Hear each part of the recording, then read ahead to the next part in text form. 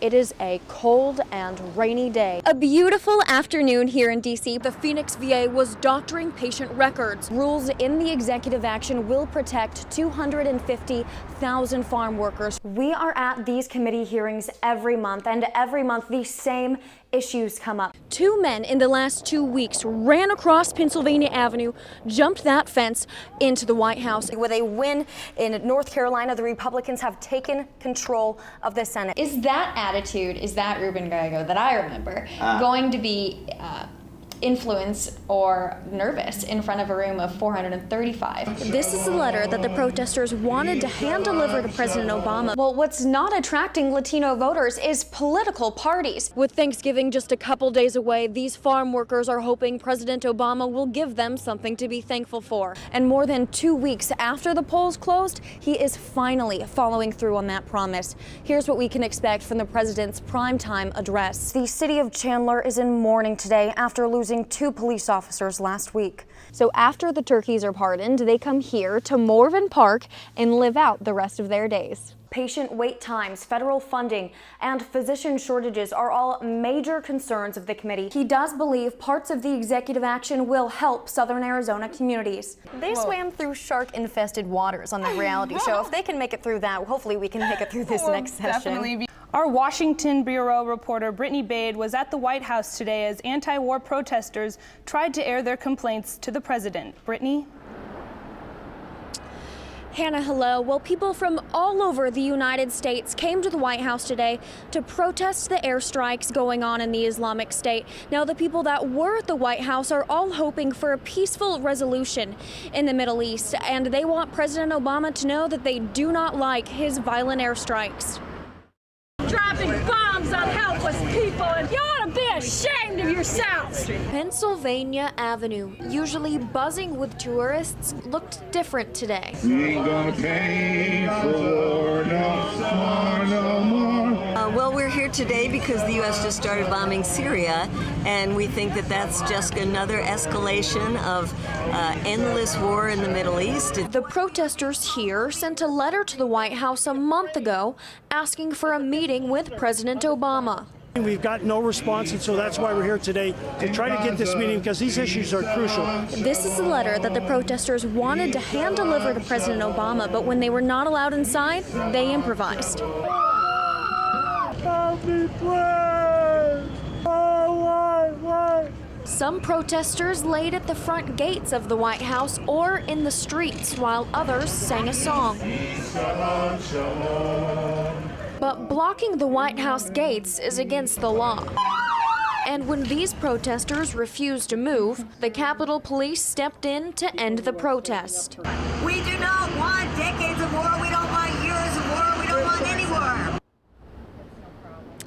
4 people were arrested today, but according to other protesters, they're just the first of many, and that's because more than 250 other protests that are similar to what we saw here today are planned throughout the United States during the rest of the week, and that includes spots in Scottsdale and in the Tucson areas. But details for those are not yet available. Live in Washington, D.C., Brittany Bade, Cronkite News. It has been well reported the Department of Veterans Affairs found out the Phoenix VA was doctoring patient records. But what was only reported recently is that this report originally came out back in 2008. And because it's only coming to light this year, that has lawmakers fired up yet again.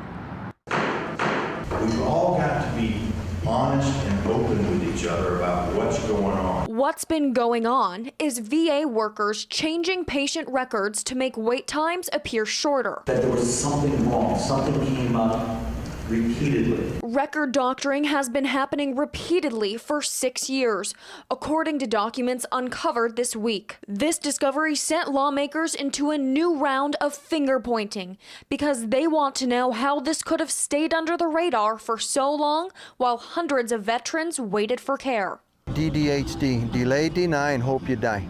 Arizona Congresswoman Ann Kirkpatrick, who sits on the House Committee of Veterans Affairs, said in a statement, If the horrific practices in Phoenix were hidden from Congress or covered up by the VA, then this is government at its worst. Arizona Senator Jeff Flake said, "These reports are disturbing and further highlight the need for a fundamental reform." But a VA auditor said the 2008 report was never a secret and was in fact included in the August 26, 2014 report sent to Congress. The main difference between the 2008 report and its 2014 copy is that investigators say administrators at the Phoenix VA knew employees were changing records and they were benefiting from it. In Washington, D.C., Brittany Bade, Cronkite News. It is a cold and rainy day at Arlington National Cemetery. Tourists are usually scared away by days like this, but one group of men is here no matter what the weather is like. Forward! March! The Sentinels march. Precise, respected, and everlasting. Everything we do is not like anything you've ever done in your life. Specialist John Arriaga guards the tomb of the unknowns. Every time you cross that threshold of the chains and actually get onto the plaza, it basically just feels like the weight of every veteran, of anyone that's ever served and sacrificed, is on your shoulders, and you're just trying to do your best for them. Sun, rain, or snow, the Sentinels continue to carry that weight. Knowing that anyone buried in the ground that sacrificed all, knowing that they suffered way worse and didn't quit, gives you no excuse to quit when you're still living. That endurance is what draws more than 4 million people a year from all over the country to Arlington. I guess I'm inspired of their dedication. The freezing rain pouring down today is testament to the soldiers' dedication. I was honestly shocked when we walked down here and saw that he was just wearing his little coat and then just not even a warm hat or anything. Despite the discomfort the elements bring, inspiration is found in every march. I'd say my best day is probably the day of my dad's death. A chance to pay respect to his father, a Vietnam veteran. Arriaga marched for 12 straight hours that night. That was my way of just spending that night with my dad.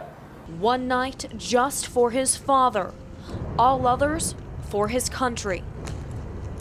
Each Sentinel guards the tomb of the unknown soldier for 3 years. After that, they are restationed, but they get to carry the special Tomb Guard badge on their military service uniform wherever they go next. At Arlington National Cemetery, Brittany Bade, Cronkite News.